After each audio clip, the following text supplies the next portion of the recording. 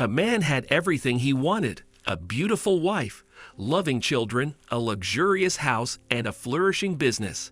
He lived his best life until a car accident suddenly snatched his ability to walk. Like most men, Trevor was searching for the perfect partner. He wanted to marry a beautiful girl who he could admire for the rest of his life. His search ended when he met the woman of his dreams, Julia. Trevor saw her for the first time at a friend's party. She was wearing a skin-tight shimmery dress that complemented her hair color. Trevor couldn't take his eyes off her beautiful golden locks and shiny hazel eyes. Before we continue, please take some time to subscribe to Dailydose, like and share this video with your friends. It might brighten their day and inspire them to do good. Also keep watching because an important lesson awaits at the end of the video. Hi, I'm Trevor. He introduced himself to Julia, hoping he could become friends with her. Later that evening, Julia couldn't stop laughing at Trevor's jokes. He was now her friend, and his next step was to convince her to marry him. It took Trevor a few months before he took her out on a date and confessed his feelings. "I think you are the most beautiful girl I have ever met, Julia," he said. Then he went down on one knee and slid a ring out of his pocket. "Will you marry me?" he asked. Julia couldn't think of any reason to say no to him. Trevor was a successful businessman who lived in one of the most expensive areas of town. He loved her, cared for her, and promised that he would do anything to make Julia feel comfortable as his wife. When Julia accepted his proposal, Trevor couldn't believe it because marrying her was his biggest dream. He was happy and couldn't wait to introduce her to his parents. "We don't think she is the right match for you, sweetheart," Trevor's mother told him a day after she met Julia for the first time. "Mom, Dad, I love Julia, and I can't imagine living without her," he replied. "Honey, beauty isn't the only thing you need to see while looking for a life partner," Trevor's mother said. "It's important that your prospective partner has similar ideologies, and we feel Julia's thinking doesn't match yours." Since Trevor was head over heels in love with Julia, he went against his parents and tied the knot with her. Little did he know that he would regret his decision years later. A year later, Trevor saw Julia crying in the bedroom after he returned home from work. Worried, he asked her what had happened. "I think I'm pregnant," she cried and showed him the positive pregnancy strip test. "That's such great news, honey," Trevor exclaimed. "But I don't want to have a child right now, Trevor," Julia said. "You know this was not part of my plans." Despite not wanting to have children, Julia gave birth to twin boys later that year. After holding his babies in his hands, Trevor was over the moon, but his wife wasn't too happy. She gave birth to her babies because she believed aborting them was cruel. For the next few months, Trevor helped his wife take care of the babies.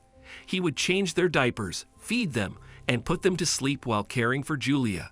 He thought he was living the perfect life. Meanwhile, Trevor's AT company flourished and gave him unbelievable profits. Soon he bought a brand new car and hired a driving instructor to learn how to drive. He would practice driving on empty roads after his classes, and one day he got into an accident.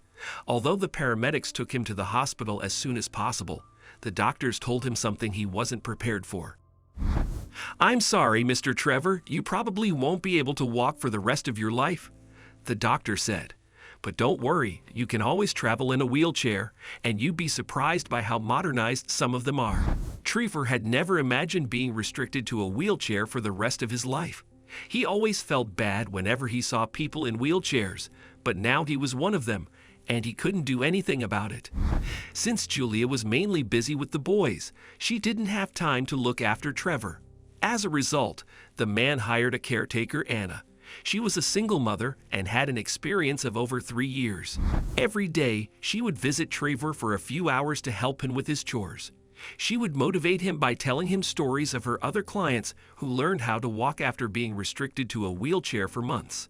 With time, Trevor developed a close bond with her. Meanwhile, Julia was busy taking care of the twins. She rarely sat with Trevor or asked him how he was feeling. Their relationship went downhill while Trevor grew closer to his kind caretaker. A few months after his accident, Trevor began visiting his office. He spent hours working there because there was nothing to look forward to at home. Neither Julia nor their children wanted to spend time with him. As years passed, Trevor tripled his business capital, and his company became one of the most valued ones in town. He was doing very well financially, but his relationships were terrible. Julia was still his wife, but she rarely met him. She didn't divorce him because she was living on his money, while her kids despised their father and disobeyed him. At that point, Trevor realized that his parents were right. I should have listened to their advice. They told me not to marry Julia, he thought. Trevor regretted marrying Julia, but there was nothing he could do to erase his mistakes. While Trevor's business gave him huge profits, his health condition worsened. He spent thousands of dollars on medical treatments, but nothing worked. 12 years after the life-changing accident, the doctors told Trevor that they couldn't do anything to improve his condition. They told him he didn't have much time to live, and soon he breathed his last. His death didn't shatter Julia or her children because they weren't emotionally attached to him. At the funeral, Julia and her children stood beside the coffin while Anna cried because she was Trevor's only close friend. Later that evening, Trevor's lawyer announced his will. He left his company worth $4.6 million to Ms. Anna, his caretaker, the lawyer said. "I'm sorry, what?" Julia burst out. "This can't be true." That's right. The lawyer handed Julia a copy of Trevor's will. You can see it for yourself. My wife Julia will not inherit anything because she doesn't deserve my money. She only used me because she needed money. And so did my sons, the will read. Julia was furious after reading the will and marched out of the lawyer's office. Meanwhile, Anna's eyes widened in shock. She never thought Trevor would give his company to her. "I can't believe this," she said.